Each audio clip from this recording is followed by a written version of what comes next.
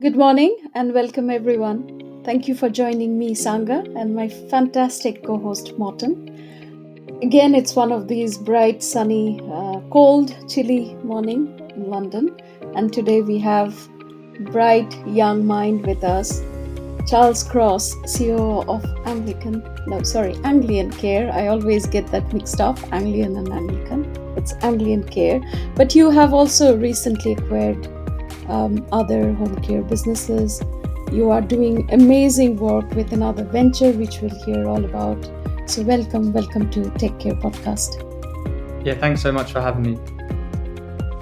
Pleasure seeing you today, Charles. And obviously, I've kind of followed mostly on LinkedIn and on the sideline, followed your ventures into tech and social care. And obviously, since this podcast is just about that particular field, we thought it'd be really interesting to see you today and to hear about your experiences.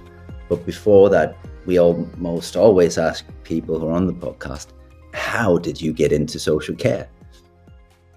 Yeah, it's an interesting question because I think someone, especially of my age as well, it's not normally a career pathway. I mean, we always talk about perceptions of social care, maybe starting younger, looking to get into schools, looking to get into universities. And I've heard before that we don't really have many interactions with social care normally until it's a crisis. And then we have a negative perception because we're always trying to find social care then. So how I got into it was I was straight out of university, did an economics degree, and I was doing another venture. And at the same time, I was using Anglian Care's offices. And Anglian Care was founded by my dad in 2008. And as using those offices, I remember the very first project was a website. And I said, we need to change this website. I need to build a new website.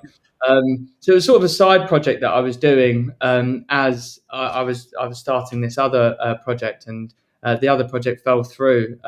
And really, it started from the website, and then I started seeing people come in with timesheets, for example. And so why is it that we do things like that? And then we automated the finance, the payroll, etc. And then it was really around mark sheets. That was the next real thing. And this was in 2019. And I said, why is it that we're having to audit 30 days after? It just didn't seem that was even useful in some aspects. So again, then we looked at a suite of different technologies. I personally demoed around 15. I remember at the time it was sort of a hobby. It got to that point.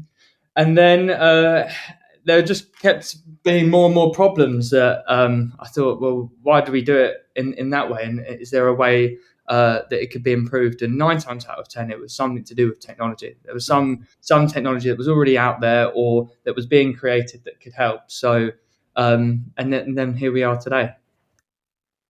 Wow, that sounds like an awesome venture into this very particular field. And it seems like you very much then for Anglian become, well, COO, of course, by title, and obviously also CTO to some extent. It seems like you're very much responsible for everything that has to do with any type of technology. Yeah, it seems to be it seems to be the logical answer to a lot of these problems. And what was so striking as well, I suppose, from a little bit of an outsider initially looking in, is my background was in economics, and a lot of the work experience that I'd had is either in financial advisory firms or underwriting and insurance. And all of those experiences that I had, we were working with value and derivatives and things like that, and really high tech tools in Excel add-ons and things like that. So then to come into social care, I thought there needs to be, we need to take some of those lessons. We need to take some of those technologies and even in a small way, if we can make those incremental improvements, then we can really make a difference. And it's really around diverting those resources that would otherwise be auditing or otherwise be monitoring or otherwise be looking at all of the paper and that we were dealing with on a day-to-day basis and saying, okay, how can we redirect all of those resources back to actually delivering the care? And normally technology takes a lot of that away from you and it allows you to focus on what really matters. Absolutely, and I think that realization is a great realization when you look from outside in as well, and that's why we encourage it, encourage and like voices like yours to come and talk about your experience, not only from that outside in perspective, but also now from inside out. You're also exploring newer technologies, and you're doing wonderful projects with Munhab. Tell us more about that. Yeah, I think this was started in a very similar way. It was we'd done the digitalization of Anglian, and the next thing, and was pre-pandemic as well, was learning and development. And I found that when I was looking around for alternatives to the way that we were conducting our learning and development, that was a hybrid approach. So face-to-face training for the large majority, and then e-learning, and specifically as well around refresher training. That was maybe lighter touch because it was a higher frequency, and those people didn't need that same level of training initially, Mm, but they needed meaningful, ongoing learning and development. And I found that when I was looking around, whether it was third party companies or if it was other organizations, so other e-learning platforms, I couldn't justify um, investing in those because not in all of them, and I'm tarring everyone with the same brush, but there's definitely some great products out there.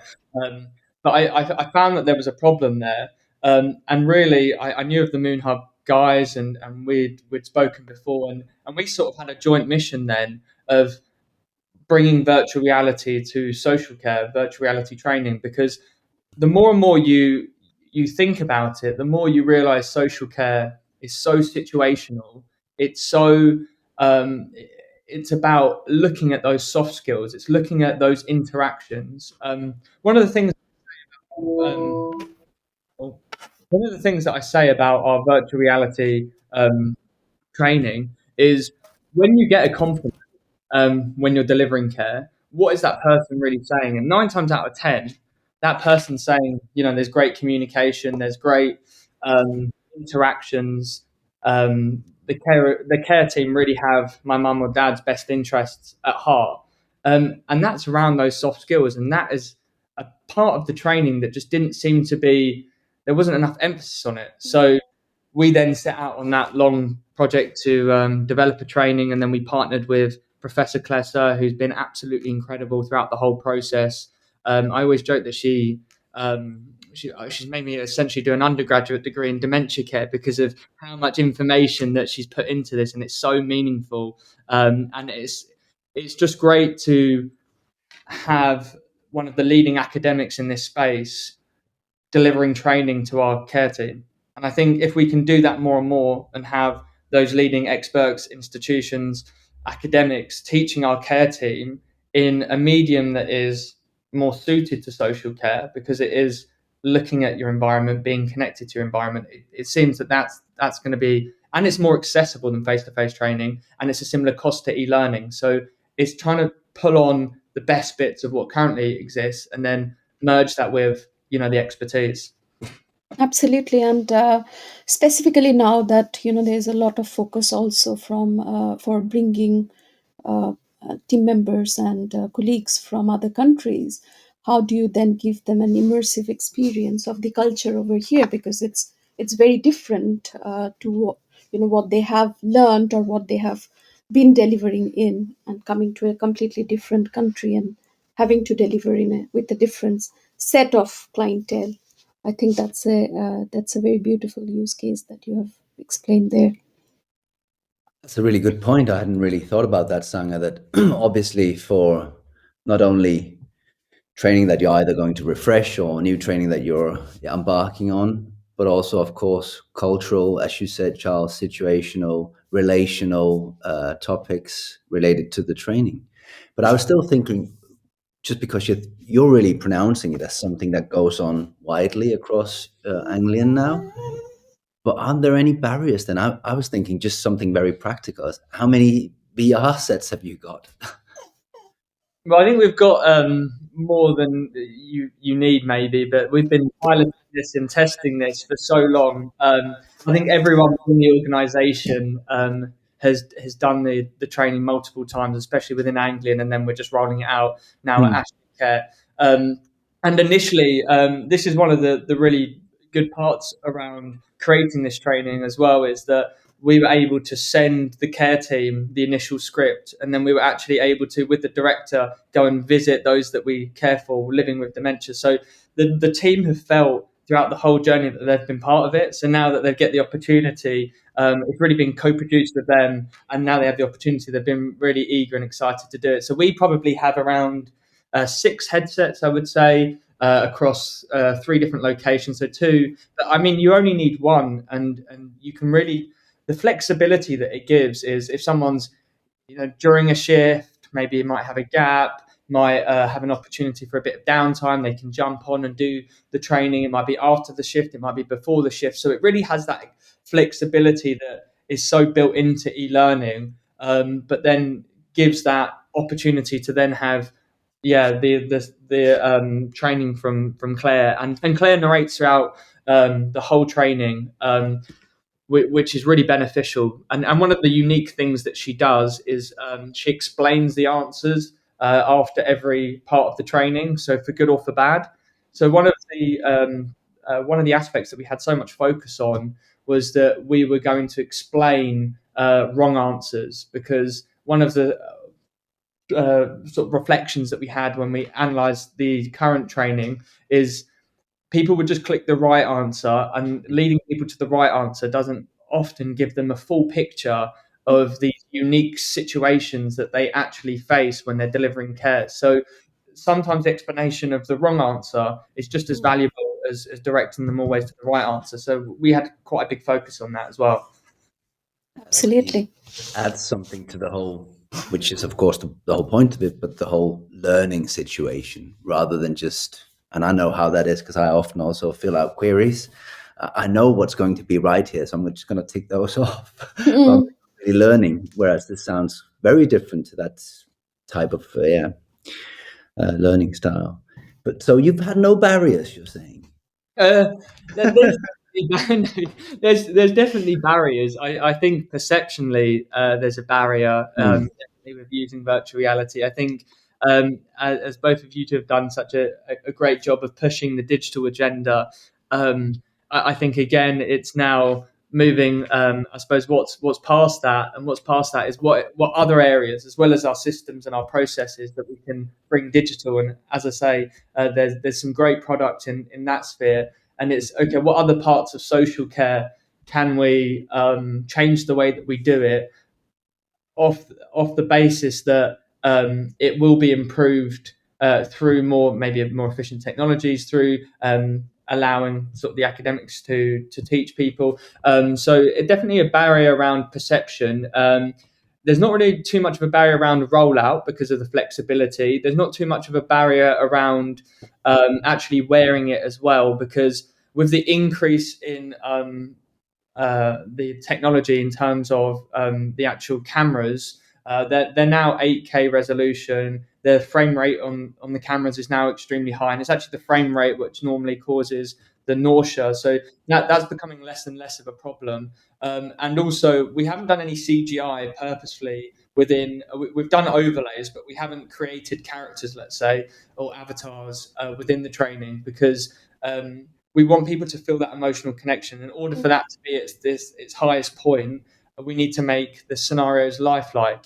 But what that also helps is that helps again with the nausea, because you're watching a scenario that you've been in before, or you're likely to go into. So and also we're from a static point watching, rather than we're not moving around, we're not going on a roller coaster or walking the plank. So and I think that sometimes that is the first thing that springs to mind, and that's really where, if we have practical applications of some of this technology, hopefully over time that people can really see the benefits.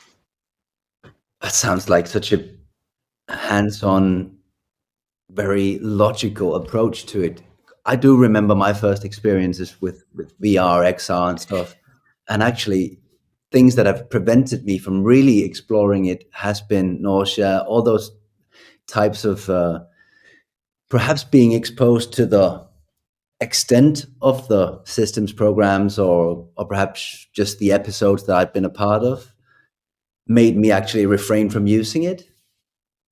Yeah, and I would say if you had, for example, an MVP of a software, and then you said to consumers, "Go and try that," and then they say, "Oh, well, it's clunky because of this, or it's lagging because of that," for all of these reasons, then when you finally have a product that you're really proud of, they'll say, "I'm not sure because I tried it before and there was all these problems." So it's the same sort of mentality with VR. People tried VR when it was first, happening, when they were on roller coasters, or potentially the technology wasn't there yet, or the technology was actually too ambitious, and the fact that we needed to make a more slower practical application, and make sure that that's right before we then move on to something more ambitious. So I think in that same way, it's those perceptions, but then trying it and roll out, and also gathering the evidence base, and we're currently running a pilot study with Leeds Beckett University to actually build the evidence base of VR. And I think that's, again, over time, we've released the preliminary results at the UK Dementia Congress, and we're looking to have the final results this year as well. So again, building the evidence base of really the effectiveness of this type of technology is going to be a big part of changing that. Awesome. So, what's next for Charles? Um, I think creating more virtual reality training. I think that's a really important part with Moonhub and I. I think we've already signed up other academic institutions who are currently building scripts, and we're working on that. I think the rollout is going to be quite strong for this year, so that's going to be positive. We recently visited Sri Lanka to look at the IIHS, which is a great university over there. They're doing some incredible work with virtual reality as well, but they're really training and offering people in Sri Lanka the opportunity to have a really robust healthcare course, but it's actually underwritten by Coventry University. So you can essentially do a bachelor's in Sri Lanka and then a master's in Coventry, and they've partnered with the New York University and Deakin University. So that's going to be really interesting moving forward for this year. Is how do we further partner and help with that international recruitment? And I think that would be it, hopefully. But you never know what comes up. Absolutely. I really wanted to just ask, because especially now, I think I get that you're predominantly focused on dementia training right now with Moonhub, but I also heard you say now that you're looking for other types of applications or training programs. Have you identified areas where you think or where you believe this could be our next big thing? Yeah, I think we're looking at movement handling. We're looking at safeguarding training, which medication training are all in progress. But again, if anyone's listening and they want to collaborate or have any ideas, then feel free to get in touch. Open to any ideas and how we can really expand the modules in subjects that really make sense. So yeah.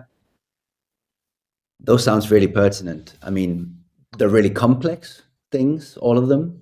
But at the same time, having a traditional e-learning course wouldn't necessarily cover you the same way as I believe and I hear what you're saying this would do.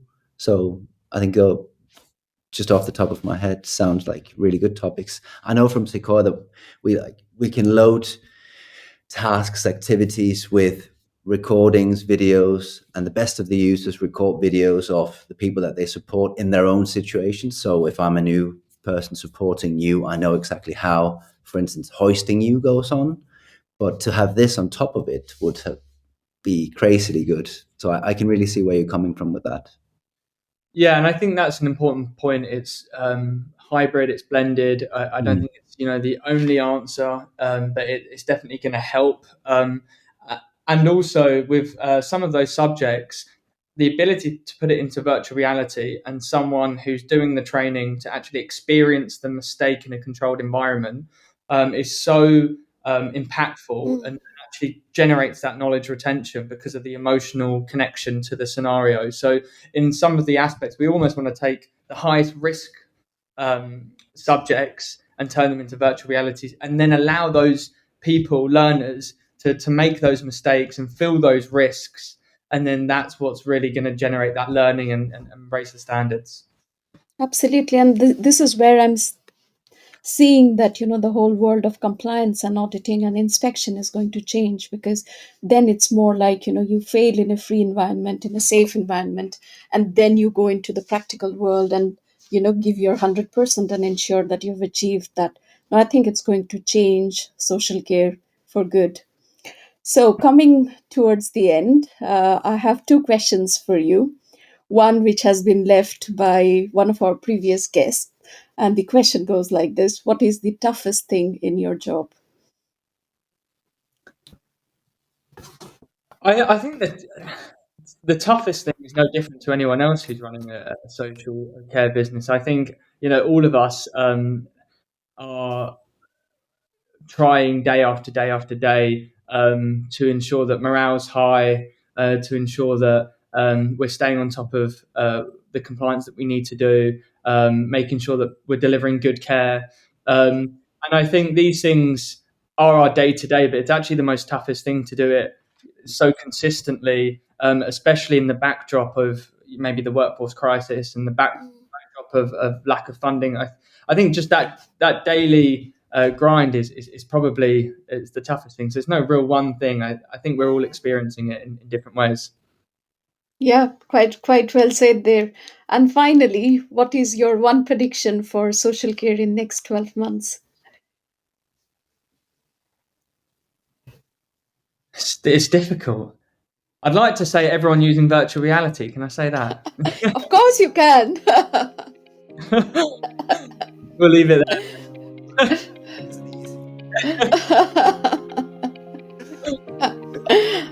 Charles, good to have you on Tech Care, and we'll make sure to laud the episode once it's out. Yeah, thank you very much. Thanks so much for having me. Thank you. Yeah, no, keep doing the good work, keep inspiring. Thank you very much for that. And you take care. Take care. Bye. Bye-bye. Thank you for listening. Don't forget to subscribe, review, and share your favorite Take Care podcast with your friends and colleagues. Until we meet next week, take care.